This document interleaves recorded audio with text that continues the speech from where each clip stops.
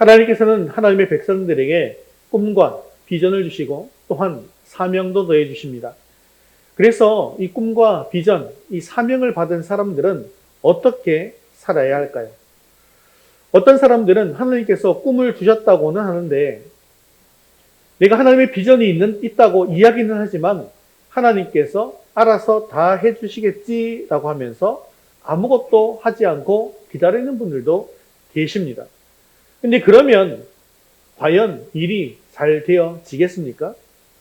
예를 들어서 어떤 학생이 의사로서의 꿈과 비전을 가지게 되었습니다. 그래서 의사가 되어서 선교제에 나가서 의료 선교를 하고 봉사를 하는 꿈을 꾸었다고 생각해 봅시다. 하나님께서 그런 비전을 주셨어요. 그런 사명도 받았습니다. 그런데 그 꿈을 주신 하나님께서 다 이루어 주실 것이니 그가 공부하지 않고 매일매일 놀기만 한다고 한다면 어떻게 되겠습니까? 의사가 되기 위해서 가장 먼저 의대에 들어가야 할 텐데 그 학생이 과연 의대에 붙을 수 있을까요? 없을까요? 의대에 붙을 수가 없겠죠. 하나님께서 만일에 꿈을 주셨다고 한다면 기도하는 가운데 내가 있는 곳에서 내가 지금 맡은 일을 최선을 다하는 삶을 살아야만 하나님께서 그 꿈과 사명을 이루어 주시는 것입니다. 오늘 말씀이 그것을 잘 보여주고 있습니다. 느헤미야는 그저 꿈만 꾸는 그런 사람이 아니었습니다. 느헤미야는 만남을 통해서 또한 자신의 그 눈물을 통해서 그리고 기도를 통해서 하나님께서 주신 비전이 무엇인지를 온전히 깨닫게 되었습니다. 그런데 느헤미야는 그냥 하나님께서 알아서 다 해주시겠지라고 하면서 아무것도 하지 않고 그저 기다리지는 않았다는 것이죠.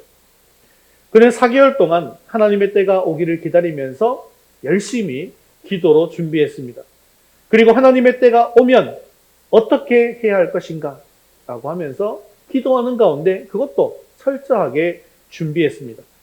그리고 하나님의 때가 되었을 때 두려움도 느꼈지만 하나님의 손이 그와 함께 하셔서 도와주실 것을 기도하며 담대하게 나아가서 헌신할 수 있게 되었던 것입니다. 이처럼 하나님이 주신 꿈을 가진 사람은 그 꿈이 이루어질 때까지 기도로 기다리는 시간이 필요하고 또한 하나님의 때가 되었을 때 담대하게 앞으로 나아갈 수 있어야 합니다. 하지만 사명과 비전을 받았으나 아무런 준비도 하지 않는 사람은 결국 하나님의 때를 놓치는 안타까운 사람이 되고 만다는 것이죠. 오늘 말씀을 통해서 우리 모두 하나님께서 주신 사명을 붙잡고 잘 준비하며 하나님의 때에 담대하게 앞으로 나아갈 수 있는, 그래서 하나님께서 도우시고 인도하는 삶을 살아가는 저와 여러분 되시기를 주님의 이름으로 축원합니다. 우리 첫 번째 같이 읽겠습니다. 하나님의 때를 기다리며 기도합시다. 우리 1절 말씀 함께 읽겠습니다. 아닥사스다 왕 제20년 니산월에 왕 앞에 포도주가 있기로 내가 그 포도주를 왕에게 드렸는데 이전에는 내가 왕 앞에서 수심이 없었더니. 자, 지금 시기는 아닥사스다 왕 제20년 니산월입니다. 느헤미야가 예루살렘에 대한 그런 슬픈 소식을 들었을 때가 기슬르월, 즉 양력으로 11월에서 12월이라고 말씀드렸죠. 근데 지금은 니산월입니다. 3월에서 4월에 해당됩니다. 그래서 지금은 느헤미야가 기도를 시작한 지 벌써 4개월이 지났다라는 것을 알 수가 있습니다. 그러면 지금 느헤미야는 4개월이 지난 동안 무엇을 하고 있었을까요? 느헤미야는 포기하지 않고 끈질기게 예루살렘의 회복을 위해서 기도하고 있었습니다. 그런데 이렇게 기도하고 있는데 좀처럼 기회가 오지 않습니다. 하나님의 침묵이 계속되었습니다. 그리고 하나님의 일은 조금도 앞으로 나아가지 못하고 있었습니다. 그런 상황 속에서도 그는 왕 앞에서 술관원의 직무를 묵묵히 감당하고 있었습니다. 주석을 보니까 어떤 성경학자들은 왕이 이 4개의 궁전 중 다른 궁에 있었기 때문에 왕을 만나지 못해서 지금 4개월 동안 아무 일도 없었다라고 이렇게 이야기하고 있는데요. 잘 생각해 보시면 왕이 다른 궁에 있는데 왕의 최측근인 느헤미야가 왕을 따라가지 않고 또 혼자서 수상궁에 남아있다라고 하는 것도 좀 이상한 일이겠죠. 그래서 이것을 잘 생각해 보면 느헤미야가 지금 이 왕 옆에서 묵묵히 자기의 일, 직장 생활을 잘 감당하면서 4개월 동안 열심히 기도했다는 거예요. 그러면서 하나님의 때가 오기만을 기다렸다는 것을 알 수 있습니다. 이 일은 하나님께서만 하실 수 있는 일이기 때문에 섣불리 내가 가진 능력으로 하려고 하지 않았으며, 하나님이 원하시는 일이고 하나님의 일이라고 한다면 반드시 하나님께서 기회를 주실 것으로 믿고 간절히 기도하면서 기다린 것입니다. 그래서 하나님이 기회를 주실 때까지 자신이 맡은 일에 최선을 다하는 삶을 살고 있었던 것입니다. 이처럼 하나님께서 주신 비전을 가진 사람은 기다릴 줄 아는 사람입니다. 그는 지금 당장 제대로 안 된다고 성급하게 결론 내리고 절망하지 않았습니다. 정말 하나님께서 시작하신 일이라면 반드시 하나님께서 이루어 주실 줄을 믿고 기다릴 줄 아는 것입니다. 이렇게 기도하며 기다리는 시간은 결코 낭비의 시간이 아님을 알아야 합니다. 이 시간은 투자의 시간일 뿐만 아니라 하나님의 사람으로 준비되어지고 하나님의 사람으로 세워지는 시간입니다. 이렇게 느헤미야는 기다리는 동안 기도도 열심히 했지만 자기 생활도 충실하게 살았습니다. 왕의 술관원으로서 직장 생활을 하는 동안 매일매일의 삶을 충실하게 살고 있었던 것입니다. 이처럼 하나님께서 주신 비전을 가진 사람은 하나님의 때를 기다리면서 현실에 충실한 삶을 살아가는 사람이라는 것을 알 수가 있는 것이죠. 그런데 이때 한 가지 사건이 발생하게 됩니다. 느헤미야가 이전에는 왕 앞에서 전혀 수심이 없었는데 이번에는 수심이 있는 표정을 하게 된 것입니다. 당시 왕 앞에서 시중을 듣는 사람은 표정 관리에 신중을 기해야 했습니다. 왜냐하면 페르시아 제국의 역사를 보면 신하가 왕 앞에서 굳은 표정을 지었다라는 그런 사실만으로 사형을 당한 경우들이 비일비재했기 때문입니다. 그래서 느헤미야가 왕 앞에서 이 슬픈 기색을 띄었다라고 하는 것은 정말로 치명적인 실수가 아닐 수 없습니다. 지금까지는 이런 실수를 느헤미야가 전혀 하지 않았어요. 왕의 마음을 불편하게 하지 않도록 최선을 다해서 자기의 일을 묵묵히 감당해 왔습니다. 그러나 이제는 더 이상 그럴 수가 없었습니다. 왜냐하면 이스라엘의 회복을 늘 마음에 두고 이 마음속에 그 슬픈 마음을 가지고 기도하다 보니 지금 그 걱정되는 마음이 너무나 커서 잠시 잠깐 이 수색을 띄게 된 것입니다. 우리 2절 말씀 같이 한번 읽겠습니다. 왕이 내게 이르시되 네가 병이 없거늘 어찌하여 얼굴에 수심이 있느냐? 이는 필연 내 마음에 근심이 있음이로다 하더라. 그때에 내가 크게 두려워하여. 자, 느헤미야 얼굴에 수심이 있는 것을 보고 왕이 그에게 질문을 하기 시작합니다. 네가 병이 없거늘 어찌하여 얼굴에 수심이 있느냐? 이는 필연 네 마음에 근심이 있음이로다. 라고 묻습니다. 원문에서는 강한 의문을 나타내는 의문사로 시작하는 것을 볼 수가 있는데요. 왕은 느헤미야의 안색을 보고 매우 놀랍게 생각했고 강한 의문을 가지고 있었다라는 것을 보여주는 것이죠. 왕은 지금까지 느헤미야가 왕을 위해서 정성껏 일해온 사실을 잘 알고 있었습니다. 그리고 지금까지 한 번도 왕의 심기를 불편하게 한 적도 없었습니다. 그런데 평소 느헤미야답지 않게 행동하니 이상하게 여겼던 것입니다. 그런데 놀랍게도 왕은 느헤미야에게 곧바로 이 불호령을 내리지 않습니다. 오히려 그에게 자상하게 질문하고 있더라는 것이죠. 여러분 생각해 보십시오. 왜 왕이 이런 태도를 가지게 된 것일까요? 이것은 바로 이게 정말 중요한 일입니다. 평소와는 다르게 상황이 변했다라고 하는 것은 바로 하나님의 때가 시작되고 있다라는 그런 신호탄이 되기 때문입니다. 하나님의 때가 되면 이처럼 환경이 변화되고 사람의 마음이 움직이기 시작합니다. 안 될 것 같은 일도 되게 만드는 역사가 일어나게 되더라는 것이죠. 그러나 또한 중요한 것이 있습니다. 여기에는 평소 느헤미야의 삶이 왕에게 영향을 미쳤다라고 하는 것이죠. 평소 느헤미야가 왕을 위해서 충성스럽게 일해온 사실을 잘 알았기 때문에 또한 이처럼 자상하게 반응했던 것입니다. 그렇기 때문에 우리가 사는 평소의 삶이, 우리 직장에서의 삶이 매우 중요하더라는 거예요. 우리의 삶을 통해서 하나님의 일이 또한 이루어지더라는 것이죠. 이처럼 부르심을 받은 사람은 평소의 삶을 충실하게 감당하면서 기다릴 줄 아는 사람이 되어야 한다는 것입니다. 그런데 느헤미야는 이런 일을 만났을 때 크게 두려워했습니다. 왜냐하면 이 느헤미야가 기다렸던 기도의 응답이 아니었기 때문이죠. 우리가 지난 시간에 느헤미야가 어떻게 기도했다고 우리가 보았습니까? 내가 형통하기를 기도했고 또한 그 사람들 앞에서 은혜 입기를 기도했지 않습니까? 그런데 이런 실수를 하게 되었다는 것은 형통하고 은혜 입는 것과는 전혀 관계없는 일이 되고 마는 것입니다. 그리고 내가 죽을 뿐만 아니라 하나님의 일도 틀어지게 되었다는 것이죠. 만일 하나님의 일을 하다가 나의 실수로 인해서 이런 어려움을 만나게 되었다고 한다면 과연 우리는 어떻게 해야 할까요? 하나님의 일을 성공적으로 해내기 위해서 적당히 실수는 덮고 선의의 거짓말로 위기를 넘어가면 되는 것일까요? 많은 사람들이 하나님의 영광을 위한다는 생각에 적당히 거짓말을 하고 적당히 둘러대고 싶은 그런 유혹에 빠지게 됩니다.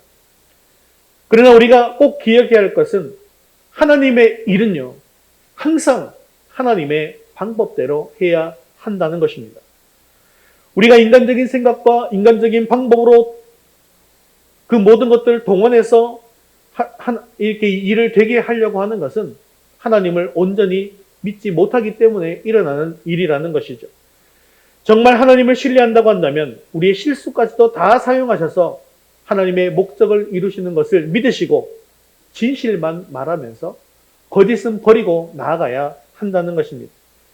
하나님은 나의 실수와 연약함에도 불구하고 우리를 통해서 위대한 일을 이루실 수 있는 분이라는 사실을 온전히 믿고 거짓으로 위장하는 것이 아니라 진실만을 말해야 한다는 것이죠. 그래서 3절에 보면 느헤미야가 이렇게 이야기하고 있습니다. 함께 읽겠습니다. 왕께 대답하되 왕은 만세수를 하옵소서. 내 조상들의 묘실이 있는 성읍이 이제까지 황폐하고 성문이 불탔사오니 내가 어찌 얼굴에 수심이 없사오리까 하니.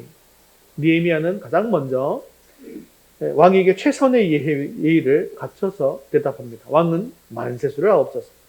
왜냐하면 왕의 기분이 조금만 나빠도 즉결 처분을 받아서 사형당할 수 있기 때문이죠.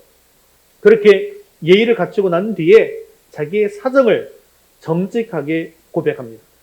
내 조상들의 묘실이 있는 성읍이 이제까지 황폐하고 성문이 불탔사오니 내가 어찌 얼굴에 수심이 없사오리까. 느헤미야는 자기가 수심을 갖게 되는 원인을 거짓말로 둘러대지 않고 솔직하게 고백한 것입니다. 그가 솔직하게 대답하기는 했지만 사실은요, 그는 준비된 대답을 한 것입니다. 그는 이런 기회가 오면 왕에게 어떻게 대답해야 할 것인가 라는 것을 기도하면서 하나님 지혜를 주옵소서라고 이렇게 하면서 그 대답을 준비했을 것입니다. 그래서 그는 예루살렘 성이 황폐했다라고 말하지 않습니다. 내 조상들의 묘실이 있는 성읍이다라고 표현하고 있더라는 것이죠. 이것은 당시 페르시아 사람들도 조상의 묘를 매우 중요하게 생각했기 때문입니다. 그래서 조상들의 묘실이 있는 성읍이 이제까지 황폐하고 성문이 불에 탔다는 것은 느헤미야에게 매우 근심이 가득한 일이었으며 왕 역시 그런 마음을 충분히 공감할 수 있었다는 것이죠. 하지만 이 대답은 다른 한편으로 생각하면 왕의 마음을 상당히 불쾌하게 할 수 있는 그런 대답이기도 합니다. 왜냐하면 예루살렘 성벽 공사를 중단시킨 사람이 누굽니까? 지금 이 아닥사스다 왕이기 때문이죠. 그래서 이 대답은요, 왕의 결정에 대해서 신하가 도전하는 것처럼 보일 수도 있더라는 것이죠. 이렇게 느헤미야가 진실을 말함으로 말미암아 더 안 좋은 상황이 닥칠 수도 있지만 그는 하나님의 때에 하나님이 모든 것을 주관하실 것을 믿고 이로 인해서 고난이 닥친다 할지라도 그것을 감수할 작정을 가지고 진실을 말했던 것입니다. 이처럼 하나님의 때를 기다릴 줄 아는 사람은 내가 만난 현실에 충실한 삶을 살아가는 사람입니다. 또한 어떤 어려운 문제를 만나도 항상 자신의 실수를 인정하고 진실만을 말하며 하나님이 이 모든 일을 주관하시고 인도하실 것을 믿고 정직하게 나아가는 사람입니다. 사실 기다리는 시간은 참 지루한 시간입니다. 느헤미야는 넉 달 동안을 기다려왔습니다. 그리고 하나님의 일은 전혀 진척되지 않습니다. 그래서 느헤미야의 얼굴에도 수심이 가득하게 되었습니다. 하지만 느헤미야는 기도하는 가운데 현실에 충실하면서도 그리고 정직한 삶으로 기다렸습니다. 결국 그 기다림을 통하여서 하나님의 때를 만나고 하나님의 일에 쓰임받는 사람이 될 수 있었습니다. 오늘 우리도 이렇게 기다림에 성공하는 사람이 될 수 있기를 주님의 이름으로 축원합니다. 지금 여러분들도 하나님의 이 놀라우신 일들을 기다리시는 분들이 계실 것입니다. 니미야처럼 사명 때문에 기다리는 사람도 있을 것입니다. 또한 내 힘으로 극복할 수 없는 그런 어려운 현실 때문에 이제는 하나님의 선한 손으로 그 능력의 손으로 나를 도와주시기를 기다리시는 분들도 있을 것입니다. 하지만 이런 기다림의 시간과 과정을 통해서 내가 하나님의 사람으로 하나님의 일꾼으로 준비될 수 있는 것을 기억하십시오. 그래서 하나님이 기다리라고 하신 그 위치를 잘 지키시고 또한 하나님께서 하라고 하신 일에 충실하게 감당하고 하나님의 때를 위해서 기도로 준비할 때 바로 그때 하나님의 사람으로 쓰임받기에 합당한 사람으로 만들어진다는 사실을 기억하시기를 바랍니다. 하나님은 당신의 계획을 이루시기 위해서 환경만 준비하는 것이 아니라 실은 우리도 준비하고 있는 것이죠. 우리가 준비되면 그때부터 하나님은 우리를 통해서 놀라운 일을 이루어 가실 것입니다. 사랑하는 성도 여러분, 이 하나님의 사명을 위해서 기다림에 성공하는 저와 여러분 되시기를 바랍니다. 또한 하나님께서 기다리라고 하신 곳에서 충실한 삶을 살아가고 하나님의 때를 위해서 기도하며 잘 준비되어 하나님의 일하심을 경험하는 저와 여러분 되시기를 주님의 이름으로 축원합니다. 우리 두 번째 같이 읽겠습니다. 하나님의 때에 앞으로 나아갑시다. 4절 말씀 더 이어서 읽겠습니다. 왕이 내게 이르시되 그러면 내가 무엇을 원하느냐 하시기로 내가 곧 하늘의 하나님께 묵도하고 아멘. 자, 하나님이 주신 비전을 붙잡는 사람은 하나님의 때를 기다리는 것뿐만 아니라 하나님의 때에 앞으로 나아갈 줄도 아는 사람입니다. 두려움으로 잔뜩 긴장하고 있던 느헤미야에게 뜻밖의 왕의 대답이 들려옵니다. 그러면 네가 무엇을 원하느냐? 이것은 느헤미야에게는 이제 하나님의 때가 되었다 확실하게 느낄 수 있는 그런 신호탄과 같은 대답이죠. 왕은 이미 느헤미야의 심정을 잘 알고 있으며 어떤 도움이라도 줄 준비가 되어 있음을 이 말을 통해서 보여주고 있는 것입니다. 아마 느헤미야는 매일매일 이렇게 기도했을 것입니다. 또한 왕궁으로 출근하기 전에도 이렇게 기도했겠죠. 하나님, 오늘이 바로 그날이 되게 하여 주옵소서. 왕의 마음을 움직여 주시고 이스라엘 회복의 길을 활짝 열어 주옵소서 이렇게 기도했지 않겠습니까? 그런데 자기가 기도하고 있던 그 일이 간절히 바라고 있던 그 일이 지금 진행되고 있는 것입니다. 왕에게 자신의 비전을 말할 수 있는 기회도 생겼고 또한 왕이 자신의 비전에 공감하며 어떤 도움이라도 줄 그런 생각이 있다라는 것을 표현하게 된 것이죠. 이런 일을 만나면 가슴이 뛰면서 마음이 막 급해집니다. 야, 지금 이거 될 것 같다 라고 하면서 그래서 내가 원하는 것을 더 먼저 말하려고 하겠죠. 그런데 이럴 때도 우리가 어떤 삶을 살아야 하는지 우리가 또 어떻게 해야 하는지 느헤미야가 다시 잘 보여주고 있습니다. 그것은 바로 즉시 먼저 기도를 하는 것입니다. 여기에 곧이라고 하는 말은 즉시라는 뜻인데요. 느헤미야는 4개월 동안 그렇게 기도로 잘 준비했지만 이런 긴박한 순간에 또 즉시 기도하고 있습니다. 이것은 철저하게 하나님만을 의지하고 하나님만 신뢰하고 나아가는 것을 보여주는 것입니다. 그때 느헤미야는 아주 잠깐 기도합니다. 만일에 지금 왕이 무엇을 원하느냐라고 묻는데 느헤미야가 막 오랫동안 지금까지 자기가 기도하듯이 금식 기도하듯이 그렇게 기도하고 대답한다고 한다면 어떻게 될까요? 왕의 좋았던 마음조차 다시 얘가 뭐 물었는데 대답도 안 하네 이렇게 하면서 다시 일이 틀어지지 않겠습니까? 오히려 반역자로 또 오해받아서 죽임을 당할 수 있는 것입니다. 하지만 이런 긴박한 순간에도 하나님의 이 도우심이 간절했기 때문에 짧지만 절박한 심정으로 하나님께 기도한 것입니다. 어떤 기도인지 기도의 내용은 보이지 않습니다. 하지만 생각해 볼 수 있죠. 하나님 아시죠? 하나님 도와주세요. 하나님뿐입니다.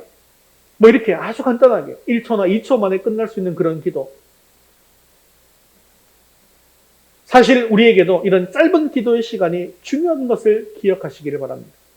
내가 원하고 바라는 것들을 위해서 늘 기도하고 있지만 중요한 그 순간에 짧게 또한 기도하는 거예요. 그것이 바로 우리 학생들 같은 경우에는 시험을 앞두고 시험 치기 전에도 하나님 나에게 지혜를 주시고 잘 기억나게 해주세요 라고 이렇게 아주 짧게라도 기도하고 시험을 치는 겁니다. 회사에서 무슨 중요한 일을 할 때에도 이 일이 잘 되게 해달라고. 상대가 너무 어려운 상대입니다. 주님 도와주세요. 짧게 1초, 2초 밖에 되지 않지만 이렇게 이 짧게 기도하는 것이 굉장히 중요하더라는 것이죠.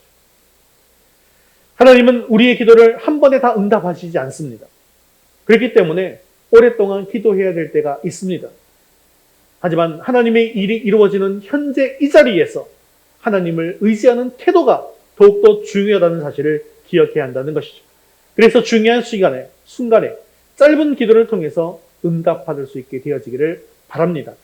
자, 우리 5절 말씀도 계속해서 읽겠습니다. 왕에게 아뢰되 왕이 만일 좋게 여기시고 종이 왕의 목전에서 은혜를 얻었사오면 나를 유다 땅 나의 조상들의 묘실이 있는 성읍에 보내어 그 성을 건축하게 하옵소서 하였는데 잠시 기도한 후에 그는 이제 나를 보내달라고 요청하고 있습니다. 이제부터 느헤미야는 대화의 주도권을 잡습니다. 그리고 정말 거침없이 담대하게 자기에게 필요한 모든 것을 모두 말하고 있습니다. 왜 이렇게 담대하게 바뀌었을까요? 바로 지금이 하나님의 때라는 사실을 강하게 확신하고 있었기 때문입니다. 하나님이 주신 비전이 있는 사람은 마냥 기다리고만 있어서는 안 됩니다. 하나님의 때가 되었다고 한다면 담대하게 전진하며 앞으로 나아갈 수 있어야 한다는 것이죠. 하나님께서 분명하게 확실하게 나를 도와주실 것을 믿고 하나님의 역사가 나에게 일어날 것을 믿고 믿음으로 도전하는 것입니다. 그러면 하나님이 나와 함께 일하심을 반드시 경험할 수 있게 되더라는 것이죠. 이렇게 그가 거침없이 담대하게 말할 수 있었던 것은 아까 말씀드린 것처럼 기도하는 가운데 미리 준비하고 있었기 때문입니다. 그는 하나님이 일하신다면 반드시 왕을 통해서 일하실 것을 알았습니다. 그래서 이 사람 앞에서 내가 은혜를 입기를 원한다고 기도했던 것이죠. 그러면 왕을 통해서 일하실 때에 하나님께서 어떻게 일하실 것인가? 이것을 기도하면서 생각하고 있었던 것입니다. 예루살렘에 가서 공사를 하려고 한다면 가장 먼저 통행증이 필요합니다. 그리고 그것은 왕이 해줄 수 있는 것이죠. 또 공사를 시작하려면 완벽한 공사 재료가 필요하죠. 이제 이 모든 것들을 왕에게 과감하게 요청하고 있는 것입니다. 우리 7절과 8절 말씀 읽겠습니다. 내가 또 왕에게 아뢰되 왕이 만일 좋게 여기시거든 강 서쪽 총독들에게 내리시는 조서를 내게 주사 그들이 나를 용납하여 유다에 들어가기까지 통과하게 하시고 또 왕의 삼림감독 아삽에게 조서를 내리사 그가 성전에 속한 영문의 문과 성곽과 내가 들어갈 집을 위하여 들보로 쓸 제목을 내게 주게 하옵소서 하매 내 하나님의 선한 손이 나를 도우심으로 왕이 허락하고. 이제 느헤미야는 왕에게 예루살렘 성벽 재건을 위해서 필요한 구체적인 요구사항을 이야기합니다. 먼저 강 서쪽 총독들에게 조서를 내리셔서 그 땅을 안전하게 통과할 수 있도록 해달라고 요청합니다. 당시 총독들은 이스라엘이 독립하는 것을 원하지 않았습니다. 그렇기 때문에 안전하게 가는 것이 어려웠기 때문이죠. 그리고 물질적인 지원을 구체적으로 요청합니다. 여기에 왕의 삼림감독 아삽에게 조서를 내려서 제목을 주게 해달라고 하는데요. 이 팔레스타인 땅에는 좋은 돌들은 많이 있습니다. 하지만 좋은 나무가 없는 것이죠. 그래서 항상 레바논에 있는 백향목, 이런 좋은 나무들은 그런 데 있었거든요. 그런데 그 삼림을 감독하는 사람이 왕의 삼림 감독이었다는 것이죠. 그렇기 때문에 왕이 그 제목을 내려주지 않으면 공사를 할 수가 없는 상황이기 때문입니다. 이처럼 예루살렘 재건을 위해서 내가 할 수 없는 일은 하나님께서 도와주셔야만 가능하기 때문에 기도로 준비하고 있었던 것입니다. 그래서 그는 하나님의 때가 되었을 때 조금도 주저하지 않고 왕에게 통행성과 목재를 지원해 달라고 요청하고 있는 것이죠. 지금 느헤미야는 조금 전에 크게 두려워하고 있던 그 느헤미야가 아닙니다. 이제 왕 앞에 자신의 비전을 분명하게 말하고 또한 그 비전을 이루기 위해서 필요한 것을 왕께서 도와주셔야 한다고 강력하게 요청하고 있습니다. 지금까지 4개월 동안 기다리면서 기도를 통해 준비했던 모든 것을 담대하게 요청하고 있는 것입니다. 그런데 어떻게 되었습니까? 내 하나님의 선한 손이 나를 도우심으로 왕이 허락하고, 성경에서 하나님의 손이라는 표현은 하나님의 능력을 상징하는 표현입니다. 지금 느헤미야가 하려는 일은 하나님의 능력이 아니면 도무지 할 수가 없는 일입니다. 이제 느헤미야는 하나님의 능력이 함께하는 삶을 경험하고 있는 것이죠. 언제 우리가 하나님의 능력을 경험하는 삶을 살 수가 있게 되는 것일까요? 이처럼 하나님의 때가 되면 우리가 하나님의 능력을 경험할 수가 있습니다. 그러나 모두가 저절로 이 하나님의 능력을 경험하는 것은 아니라는 것을 아셔야 합니다. 하나님의 때가 되었을 때 느헤미야와 같이 믿음으로 결단하고 또한 믿음으로 도전할 때 하나님의 손이 함께 하시는 것을 경험할 수 있더라는 것이죠. 하나님은 얼마든지 하나님의 손으로 모든 일들을 다 하실 수 있습니다. 하지만 하나님의 이 손은요, 우리와 함께 하셔서 우리를 도우시는 손입니다.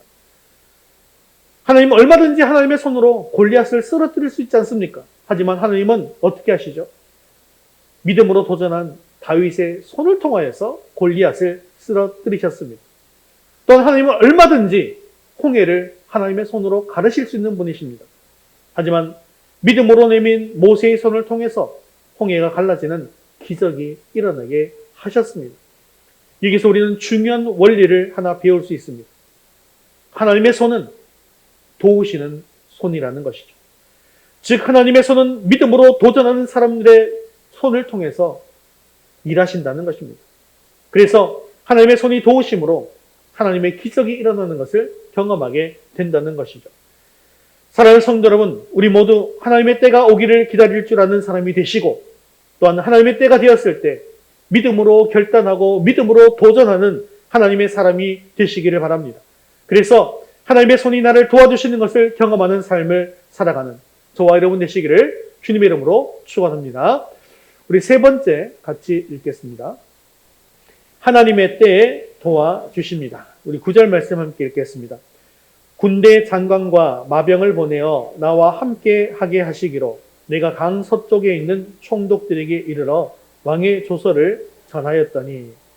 자, 이렇게 하나님의 때가 되면 하나님께서 어떻게 도와주시는지를 말씀하고 있는데요. 왕은 군대 장관과 마병을 보내어 느헤미야와 함께 하게 했다고 이야기하고 있죠. 원래 느헤미야는 왕에게 통행 조서만 내려달라고 요청했습니다. 그런데 그는 왕은요, 느헤미야를 호위하고 안전하게 지킬 수 있는 군대까지도 보내준 것이죠. 그런데 본문을 보면 이 군대 장관과 마병이 단수형이 아니라 복수형으로 되어져 있는 것을 볼 수가 있습니다. 이것은 그냥 호위할 수 있는 작은 군대만 보낸 것이 아니라 많은 수의 군대를 보냈다는 것을 의미하는 것이죠. 이처럼 거대한 군대와 함께 돌아가게 되니까 그 땅에서 방해하던 세력들이 절대로 덤벼들 수가 없게 되었습니다. 오히려 위축되게 되었겠죠. 이처럼 하나님의 때가 되면요, 나의 크기가 아니라 하나님의 크기로 역사하는 것을 기억하시기를 바랍니다. 그래서 우리는 기다릴 수 있는 것입니다.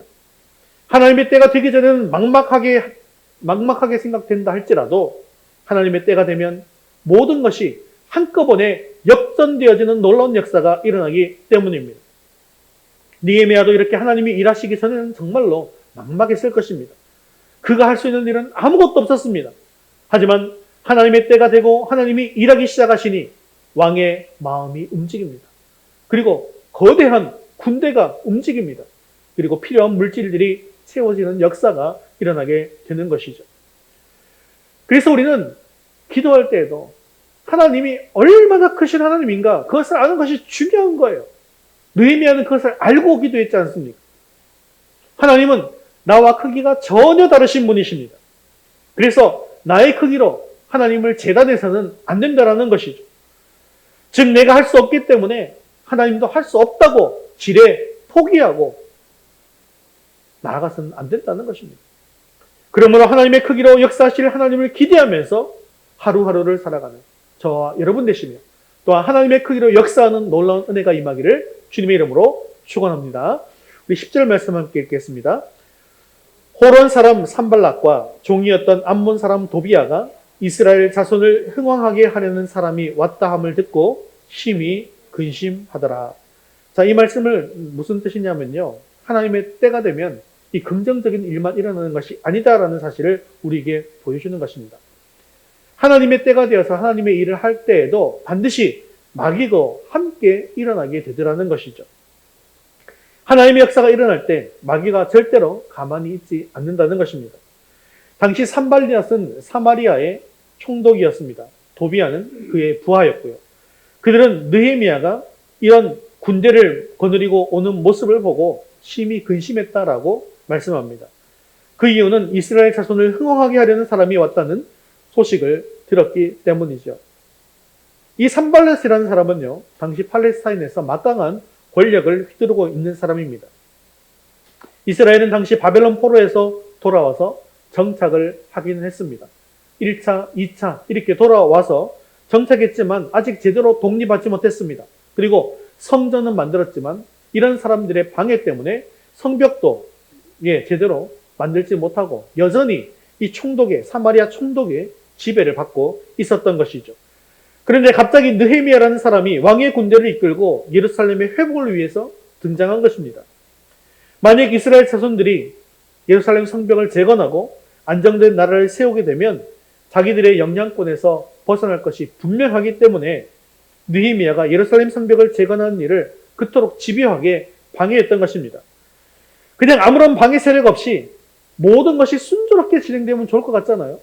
하나님께서 이 대적들을 미리 다 물리쳐 주셔서 아무 일도 없게 순적하게 되면 좋을 텐데 왜 하나님은 이런 대적들이 일어나게 하는 것일까요?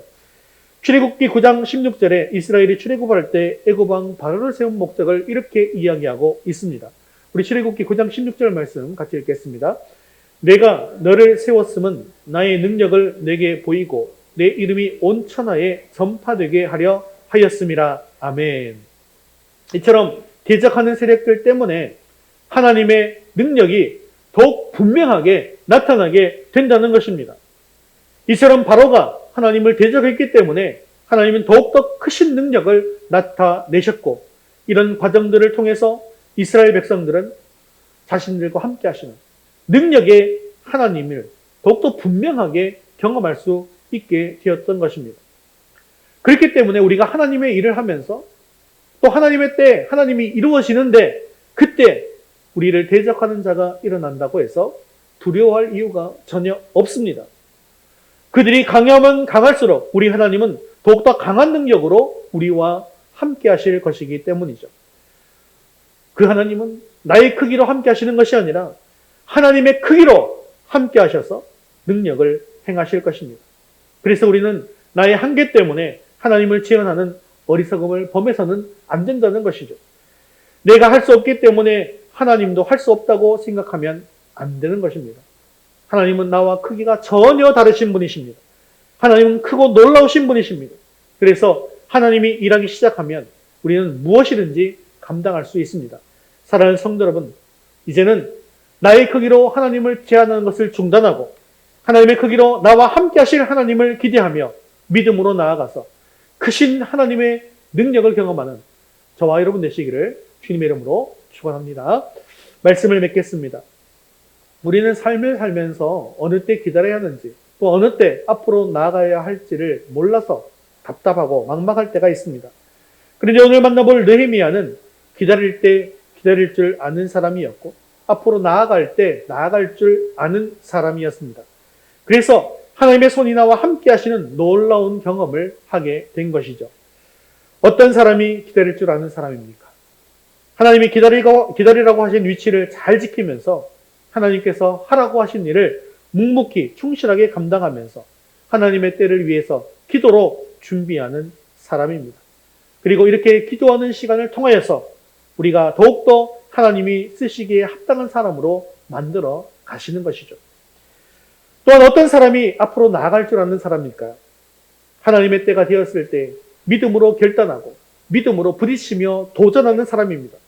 물론 내 앞에 거대한 산이 가로막고 있기에 두려운 마음도 있을 것입니다.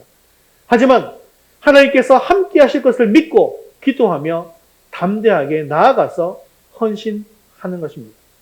그러면 나의 크기로 역사하시는 하나님이 아니라 하나님의 크기로 역사함으로 말미암아 하나님의 손이 나를 도우시는 것을 경험하는 그런 놀라운 인생이 될 수 있는 것이죠. 이렇게 결단하고 나아가면 우리로 하여금 정말 놀라우신 하나님을 경험하게 하실 뿐만 아니라 또한 비록 마귀의 집요한 방해도 있을 수 있습니다. 하지만 우리는 하나님의 도우심으로 넉넉히 이기고 승리하게 하실 것을 믿으시기 바랍니다. 그렇기 때문에 나의 한계 때문에 포기하지 마시고 하나님의 크신 능력을 바라보며 믿음으로 나아가는 삶을 사시기를 바랍니다. 그리고 하나님은 이런 사람과 함께 일하실 것입니다. 이런 은혜가 오늘 우리에게 임하셔서 크신 하나님의 능력이 함께하는 저와 여러분 되시기를 주님의 이름으로 축원합니다.